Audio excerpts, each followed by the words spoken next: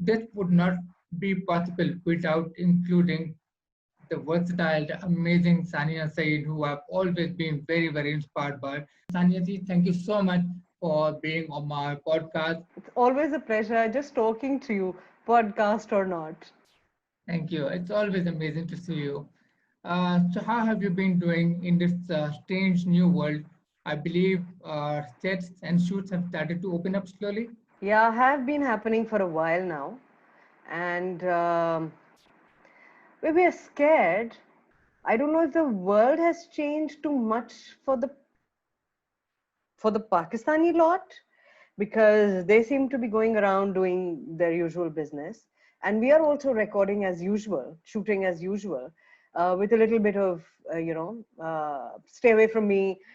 It is difficult because when you're acting, not touching somebody, not coming close to somebody is always, how do you act like that? We've managed so far with minimum casualties, even though some very important people of the faculty have been affected, have recovered also, thank God. But it wasn't a very wise thing to do. But I think the economic challenges are such that we were all forced back to work. So I'm not very happy about it, but I very reluctantly did go back, and I'm still shooting, by the way, with as much SOPs as we can implement. One thing that I have always been curious about is a lot of actors have said that theater is an important foundation and it reflects in the strength of performances on screen. I heard some of the finest actors and actresses saying that Benedict Cumberbatch, Patrick Stewart, yourself, and I've been meaning to ask before Corona, uh, did you manage to do theater and stage plays alongside with television as much as you wanted to? Yes, absolutely. In fact, I think I was one of the lucky ones, except for small gaps where I wasn't able to for a few years. And that also, the reasons were absolutely financial. We didn't have enough funds to do theater. Otherwise, I think I have been very lucky. I think I'm one of the fewest actors who've been able to do television and theater, um, because television does take theater does take a longer time to produce, to put up. So it cannot be compared to the number of projects that you do on television. But I think I've been able to do the work that I wanted to do and I liked doing, and working with the kind of people that I liked working with. That ways I've been very lucky, considering how little theater really happens in Pakistan. If actors are interested in doing theater, I would want them to have more opportunities and create opportunities for them. So when we started working with when we started Ulomo Polo, and I started working in Lahore, from Lahore, uh, that is exactly what we are trying to do: create platforms, opportunities, possibilities where you have new actors. We can do where we can do stuff that we will not be able to do anywhere else. Even if it is read stuff that you can't read anywhere else, or will not have commercial value in the way that there's no money associated with it, and you may not be able to pay your actors that much, but at least they will be able to do what they really want to do and enjoy doing, that will fuel them to do other stuff. So that was the attempt when we created Lomo Polo, and we are still at it. The entire team, uh, led by Kamal Kusat, works really hard at it. It's very difficult, especially it was very difficult during the Corona time. Um, but we've managed to stay afloat so far. Let's see what happens later, because theater needs, the actor's physical presence and also the audience's physical presence. So we had a very long meeting yesterday, where we were brainstorming on how we can now use technology, and how to, you know, um, everybody had different ideas, and we were playing with them how to use them to do whatever we were trying to do in theater, like as in physical presence. So how to translate it into onto the screen and technology without taking away the uh, I don't know if if that's really possible, but without taking away the essence of theater. How interactive can we really make it? So we are working on it, and I'm sure a lot of more very capable people across the world are working on it as well. So we're hoping to gain something from what they achieve and try and do our little bit. So the most successful actors are those who evolve over the course of their career. I have always been fascinated by those who take on very specific roles, especially in this world of dramas where damsel in distress roles are very, very common. So what strikes me the most is that you take on roles which are so real. It is so rare to see such uh, representation, such realistic representation. How do you navigate this, and how do you make sure that you keep on taking on roles like this? I think one very important thing is that I don't do this alone, right? Somebody's writing those characters, somebody's producing them, somebody's directing them, um, somebody's telling that story. And so when they're looking for a person who can play that character with an empowering journey, with a strong personality, they see me in it is just something I feel lucky about. So if they were not telling those stories, I would not find those characters, right? And it's also sometimes that when you have actors who are willing to play those characters, uh, writers and directors and producers are inspired to write those stories. So I think I'm lucky that I found people who are willing to tell those stories and see me in those characters. Secondly, they saw me in those characters because of the work that I had chosen to do in theater. And it was not like um, I was not training to be an actor, right? I was just growing up with theater, a certain kind of theater happening around me. There were certain kind of people involved in that theater who've helped me become the person that I am. Taught me things. My attitude, my approaches have all come from uh, working with different kinds of people.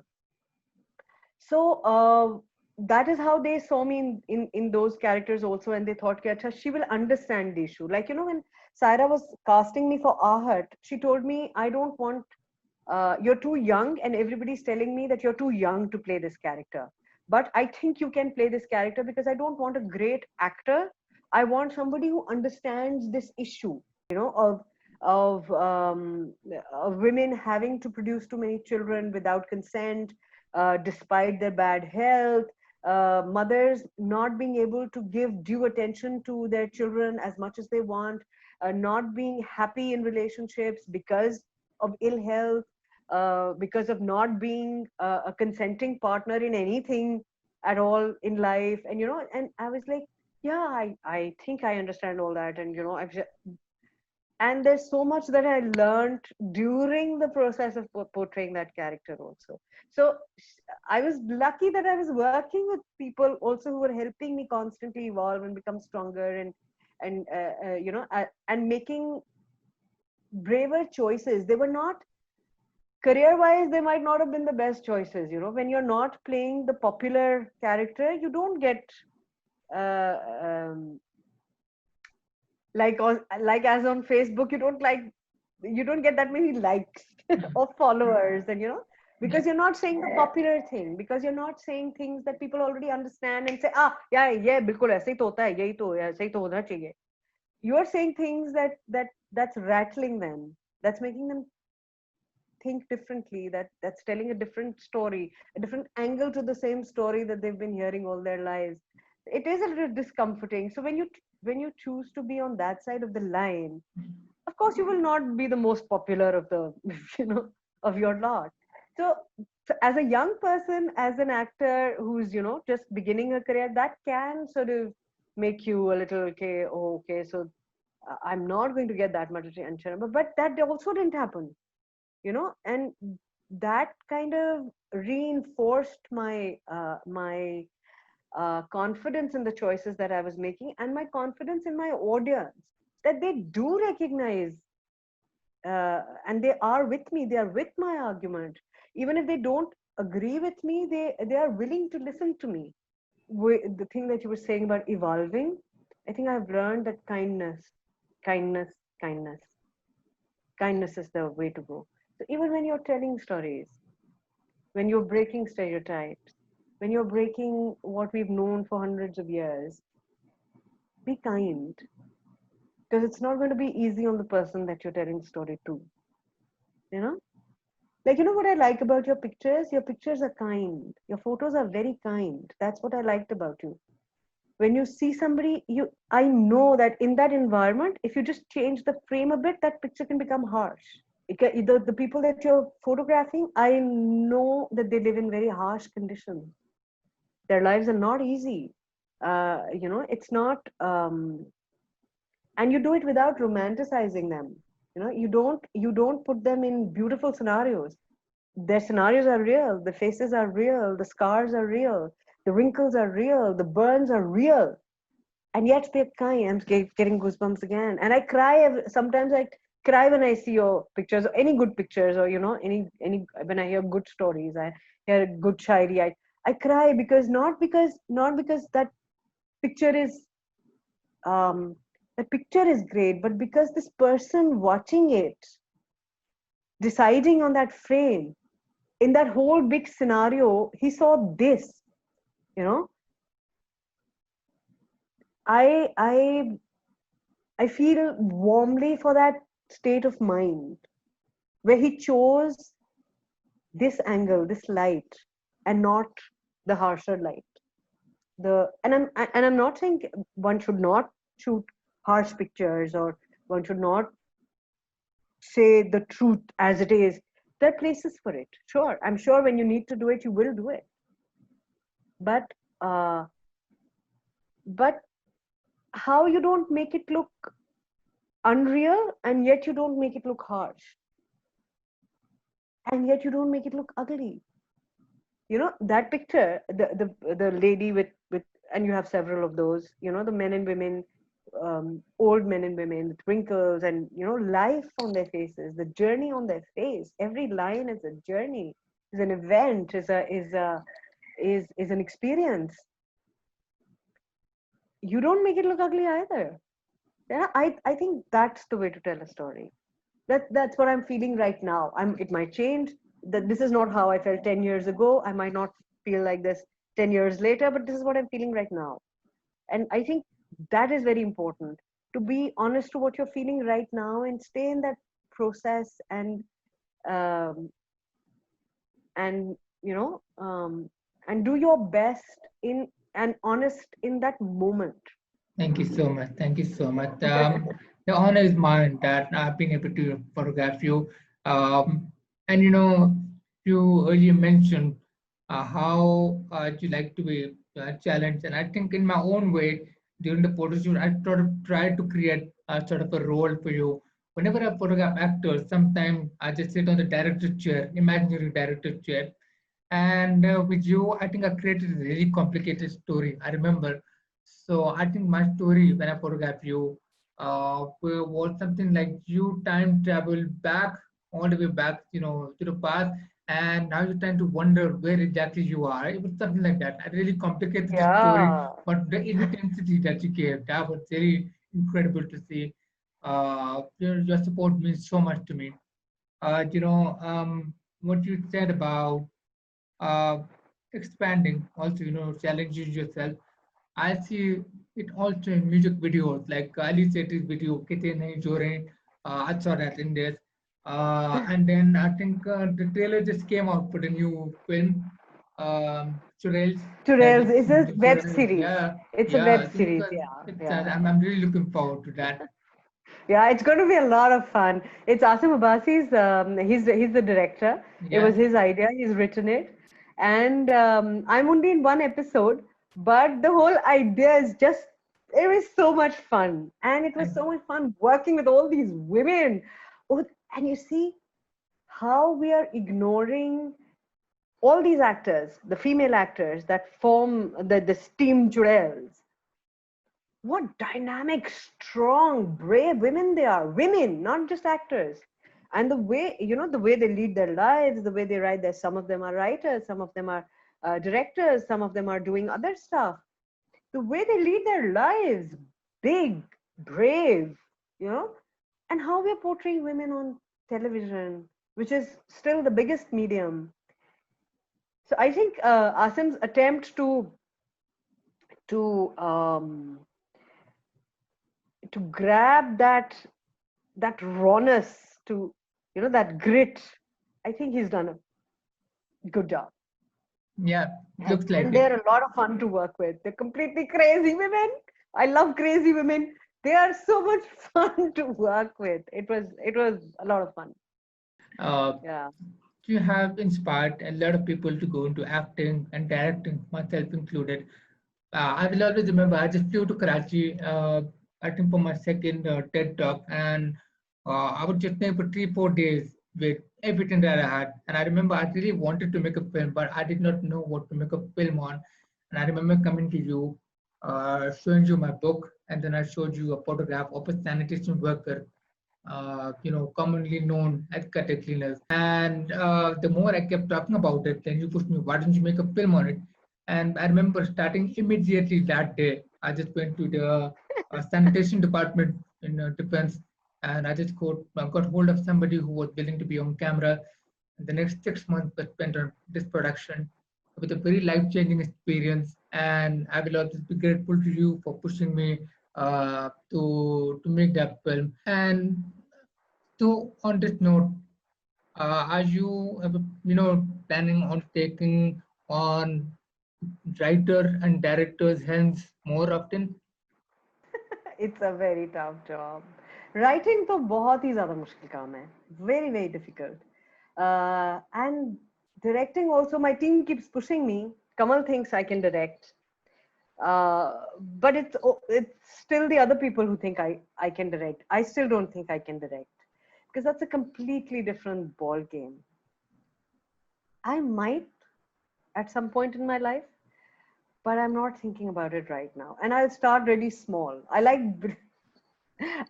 building things from small things. I'll start small, and then maybe, yeah. But I would much rather direct theater than I think that's more fun for me because then I can play with a lot of stuff and have creative control. The content is in my control. The problem with television is that it's too much dictation and dictation that you don't agree with, and then it's too much struggle, and unless I'm really inspired to do something. And like with writing, I can discuss a lot of things with writers, and but I still haven't really written anything myself except for one story that I once wrote for television, a short story. And I think that's why a lot of people think I can write, because they know that I've written that one small play. But it's a very painful job. I like to ask people if this lockdown has affected them in any way. And I would like to know from your perspective, where do we go on from here as a community, as humanity? I think because of the pandemic, a lot of things have come into focus, even though they were always there.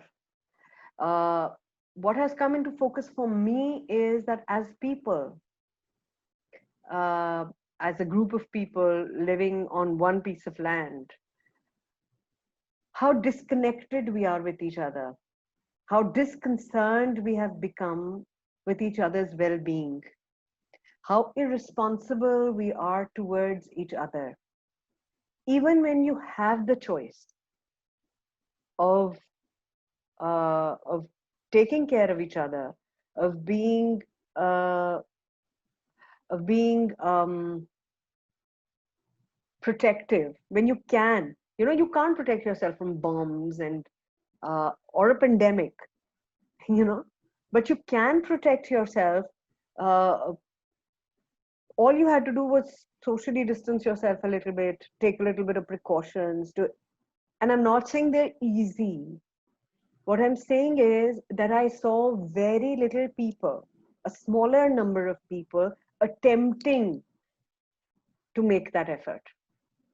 I don't know if people are able to understand that and see it that way. I think it's time that we now demand that our resources, whatever little resource that the country generates, is spent on the people, on constructive stuff, on stuff that helps us be stronger from within, helps us be stronger intellectually, helps our infrastructure be stronger.